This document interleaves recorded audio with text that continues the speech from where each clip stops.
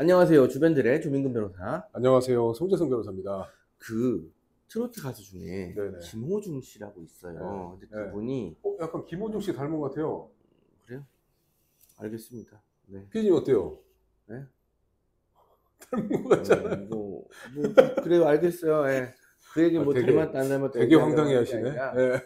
아니 뭐 네. 저는 잘 모르니까 근데요, 그분을. 예. 근데 김호중 씨 있어요. 우리 어머니께서 되게 좋아하시고. 아 그래요? 네. 아 그러니까 이게 근데 어머니 아버지께 되게 좋아하세요. 김호중 씨가 음.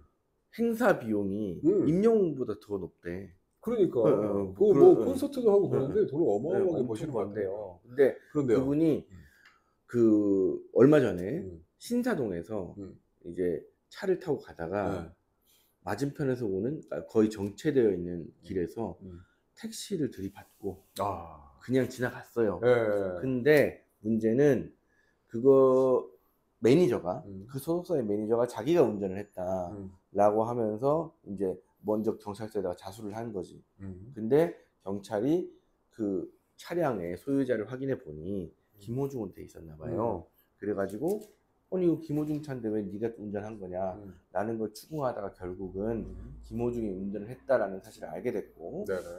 음주 측정을 하진 않았는데, 네네. 그러니까 음주 했는데 17시간이 지나서 음주 측정을 했더니 알코올 농도가 안 나온 거지. 그렇죠. 그랬는데 그때 당시 김호중이 그 유흥주점에 들른 사실이라든가 이런 것들이 확인됐다. 네네. 그 다음에 차량을 운행하는 내용을 보더라도 이거는 술 마시고 운전한 것 같다라는 의심이 강하게 들고 있는 그런 사안입니다. 일단은 17시간 이후에 그 혈중 알코올 농도를 측정한 걸로 봤을 때 그때쯤 김호중 씨는 다시 가서 내가 운전한 게 맞다라고 이제 자수자백을 하고 그다음에 피의자 신문조서도 작성한 것으로 보여요. 네, 그렇죠. 실제로 제가 영상을 보았는데 영상 속에 차가 맞은편에 택시가 이제 거의 서 있었지. 서 있더라고요. 서 있는데 차량이 벤테이가인가? 네. 엄청 좋은 차량이더라고요. 차량이 바퀴 한쪽이 거의 택시를 타고 올라갈 듯이 이렇게 거의 가요. 타고 올라갔어요. 그죠? 네, 그다음 내려와서 잠깐 멈칫하더니 그대로 가죠.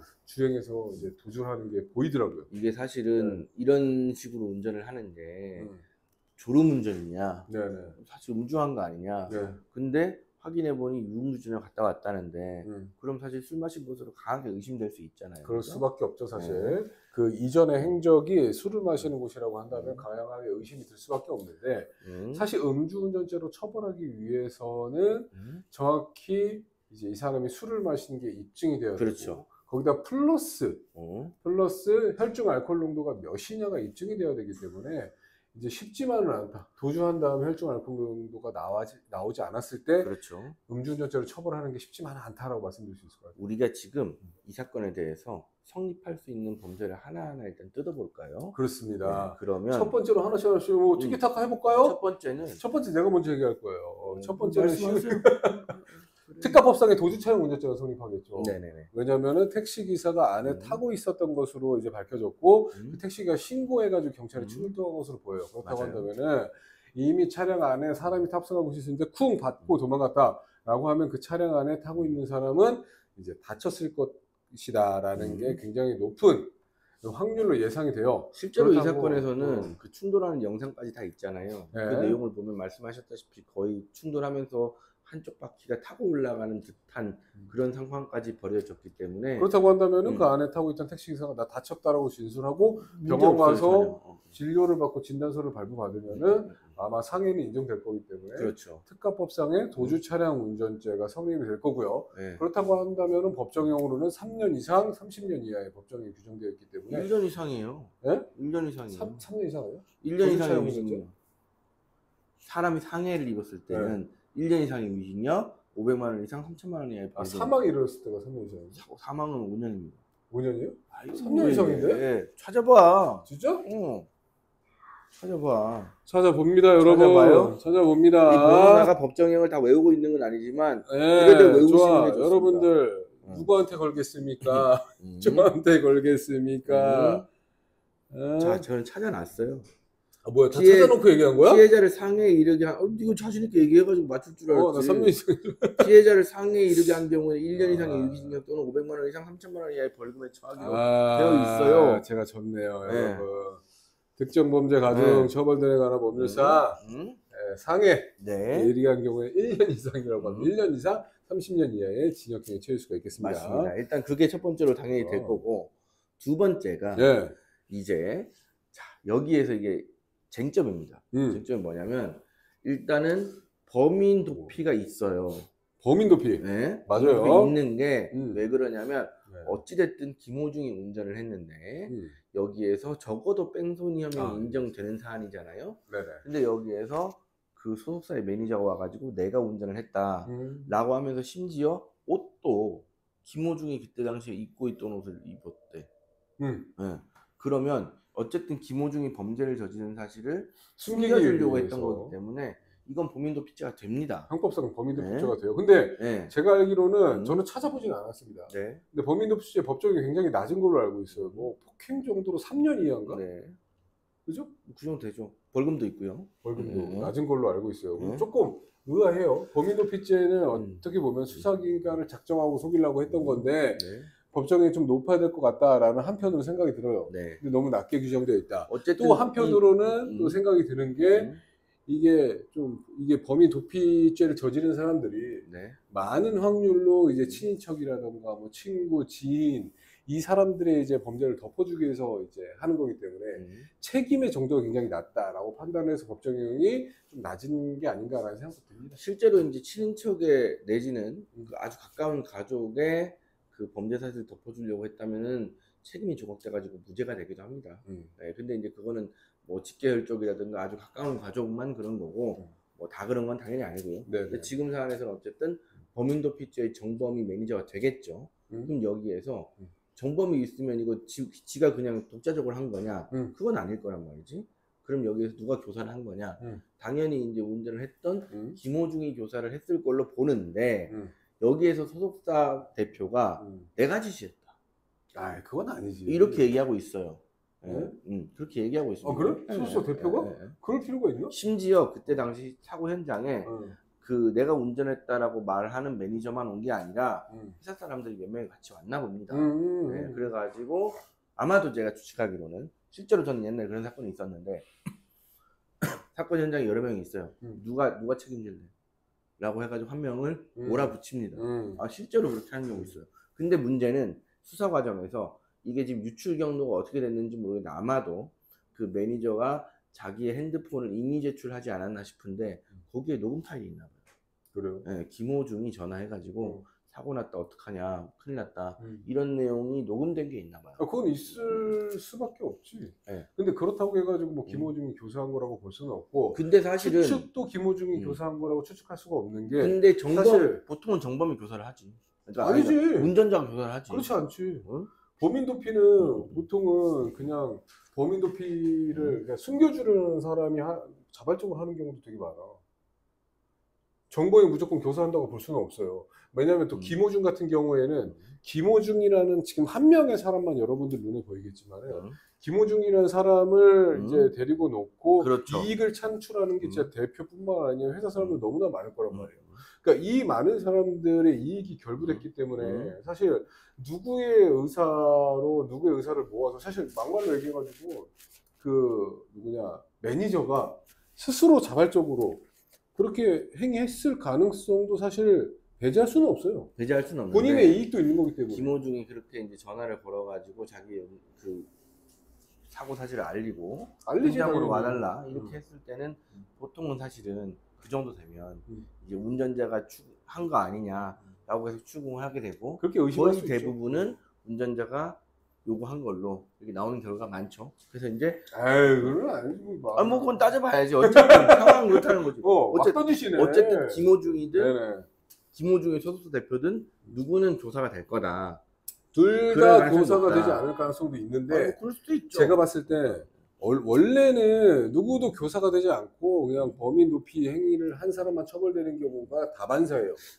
하지만 소속사 매니저가 이 사건에 있어서 대표가 내가 지시를 했다라고 언론에 이제 그 노출을 시킨 거 보니 매니저가 멘탈이 완전 나간 것으로 보여요. 그렇다고 한다면은 이게 내가 한 게 아니라 그냥 주변에서 이렇게 해라 라고 하니까 한 것이다 라는 진술까지 아마 피의자 신문조서 내지는 진술조서에 이제 기재가 된 게 아닌가 싶어요. 그렇죠. 그렇다고 한다면 조민근 변호사님의 말씀과 같이 교사범이 뭐 대표든 김호중이든 누군지 적발이 돼가지고 처벌될 가능성도 매우 높다. 이 사건에서 매니저의 지위를 볼 때 매니저가 여기에 대해서 스스로 독박을 쓴다 라거나 내지는 매니저가 여기에 대해서 어떤 결정권을 가진다 라고 보기가 어렵기 때문에 결국 매니저는 지시에 따랐을 가능성이 좀 높다고 봅니다.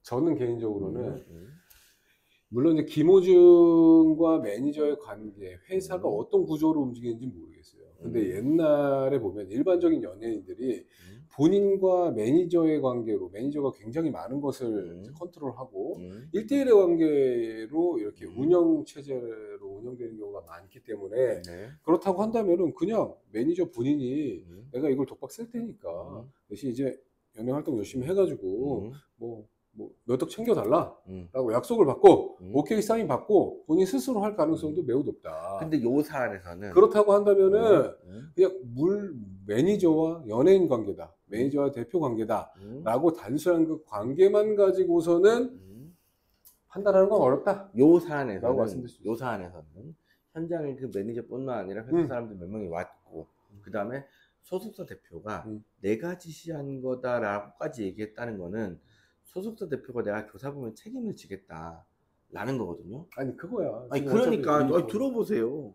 그러면 얘기하잖아. 제 생각에는 결국은 김호중에게 교사범의 책임까지 지지 않게 하려고 대표가 지금 뭐 그게 사실이든 아니든 어쨌든 교사했다라고 주장을 하는 거기 때문에 교사범이 있기는 있다고 봐야죠. 진짜 이 사안에서는. 그래, 이 사안에서는 내가 봤을 때 매니저의 진술이 본인이 직접 한 게 아니라 뭐 시켜서 했다 라는 진술까지 진술조서나 피의자 신문조서에 따인 게 아닌가 하는 생각이 든다니까. 그건 알겠는데 그럼에도 불구하고 갑자기 김호중이 교사를 한 것 같다라는 취지로 얘기하는 거 적절하지 않아요. 근데 김호중이 교사를 한 것 같다. 여러 취지로 좀 전에 말씀하시길래 일단 있으니까. 보통 정범이 교사를 많이 한다. 그렇긴 하죠. 말씀하시길래 맞죠. 그게 아니라. 그리고 그래 좋아. 그럼 범인 도피랑 교사 또 뭐가 있어요?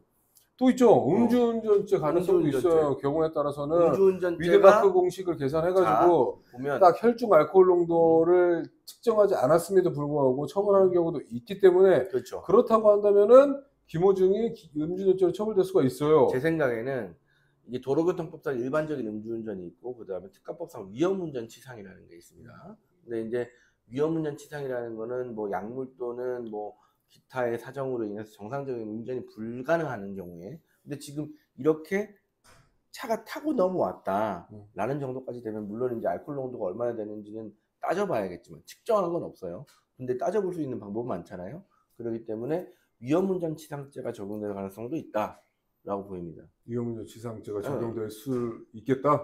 그럴 수도 있다. 근데 혈중 알코올 농도 안 나왔대잖아요. 혈중 알코올 농도는 안 나왔지만 혈중 알코올 농도를 추정할 수 있는 다양한 방법이 있죠. 일단 기본적으로 음주운전죄가 술을 마셔가지고 운전을 제대로 못하는 상태에서 교통사고 났을 때 음주운전죄가 포섭이 돼야지 넘어가서 위험운전치상죄가 됩니다. 그렇죠. 그럼 음주운전죄가 포섭이 안 되면은 위험운전치상죄도 성립할 가능성은 없어요. 그렇죠. 맞죠? 맞죠. 만약 약물이나 아니면 정말로 뭐 한 달 내내 잠을 한숨도 못 자고 운전했다거나 이러면 또 이제 약물이나 졸음운전을 가지고 위험운전치상죄가 되겠지만은 그렇지 않고 지금 음주운전죄 성부가 불투명한 상황에서 위험운전치상죄는 더 불투명하다고 말씀드릴 수 있어요. 근데 어쨌든 지금 이 사안에서는 음주 측정을 했을 때 결과는 안 나왔지만 유흥주점에 갔다라고 하면 이제 유흥주점 싹 털지. 유흥주점뿐만 아니라 이제 비틀비틀 막 운전했다 뭐 이런 뭐 증언이나 CCTV 영상도 있는 것 같아요. 그런 것도 있죠. 그래서 사고 현장도 뭐 타고 올라갔다 그런 것도 있고요. 그래서 각종 그러니까 알코올 농도를 측정하지 못했지만 그 알코올 농도를 추정할 수 있는 모든 그 자료들을 싸그리 뒤집어서 알코올 농도가 얼마일지 일단 찍긴 찍죠. 왜냐하면 위드마크를 하게 되면 이 스웨덴의 학자 위드마크 씨가 스웨덴의 학자라는 것도 어떻게 알았어? 그건 몰랐어? 아니, 형법 공부 제대로 안 했구나. 이 스웨덴의 학자 위드마크 씨의 이름을 따가지고 위드마크 공식으로 지은 건데 그러면 이제 이 사람이 술 마신 양이나 이런 것들 다 따지고, 그 다음에 얼마나 시간이 지났는지, 그 다음에 이 사람 체중이 얼마인지, 이런 것들 전부 다 넣어가지고 이제 계산을 합니다. 근데 중요한 건 추정이긴 하지만 위드마크 공식을 찍히긴 해요. 적용하려면 말입니다. 최초에 뭐가 필요하죠? 술 먹은 양. 술을 얼마나 마셨느냐가 필요한데 그게 있을 가능성이 정말 희박합니다. 근데 실제로 왜냐 이제, 특히나 이제 이게 일반 술집이면 CCTV가 김호중 씨를 비추고 있을 수 있어요. 맞아요. 근데 유흥주점이라는 걸 특정하는 걸 봤을 때 아마 룸이 있는 술집이 아닌가 싶어요. 그럼 룸 안을 그렇죠. 들여다보는 CCTV는 있을 수가 그렇죠, 없습니다. 그렇죠. 그러니까 술 얼마나 마셨는지가 나오기가 굉장히 어렵다. 이러면 어떻게 하냐? 그날 먹은 술병을 다 가져와요. 그다음 거기에 술이 몇 미리가 담겼는지 다 확인해요. 그다음에 거기에 같이 있는 마신 사람이 가까이 들어봐. 거기에 있는 각각의 술 죄송합니다. 알코올 농도를 다 측정합니다. 그렇게 해가지고 잔 크기도 다 재고, 그 사람이 몇 명이 있었는지 다 재고, 그 다음에 거기에서 누가 얼마큼 먹었는지 진술 다 땁니다.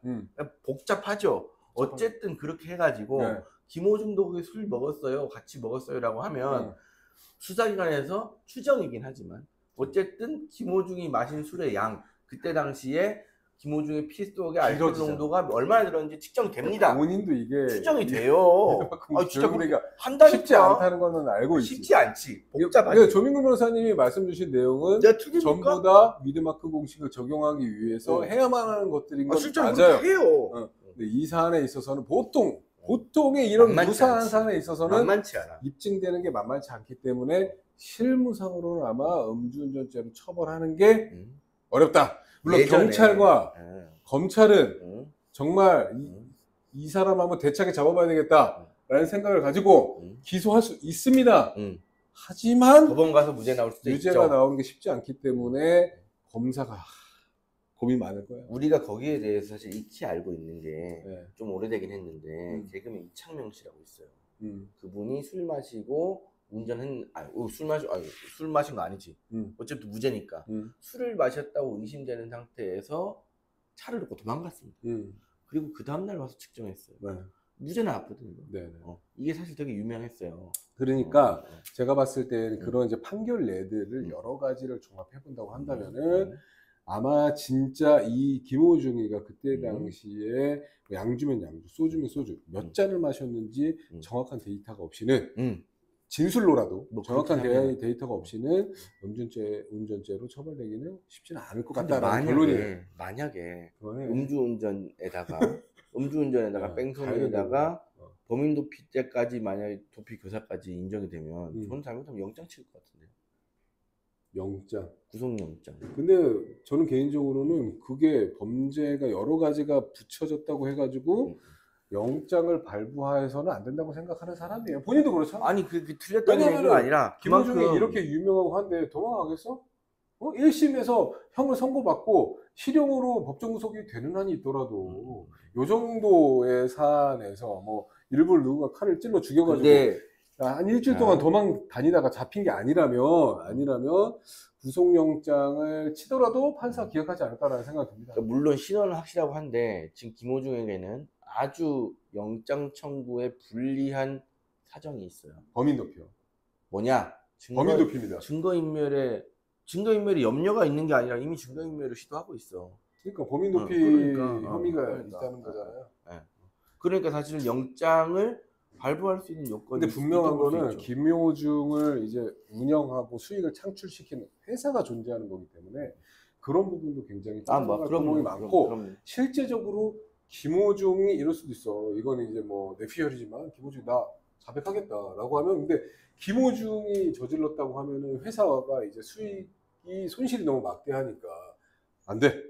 이 사람이 자백하는 걸로 우리 회사 이렇게 결정하자.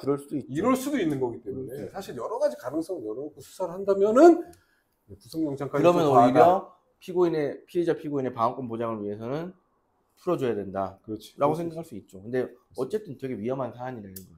어쨌든 우리 어머님 아버님들께서 이제 관심이 굉장히 많은 사안일 텐데 혹시 또 저희가 영상이나 뉴스 같은 거를 보고 추가적인 사항이 있으면은 바로바로 여러분들께 알려드리도록 할게요. 오늘처럼 여기까지 합시다. 구독과 좋아요 눌러주세요.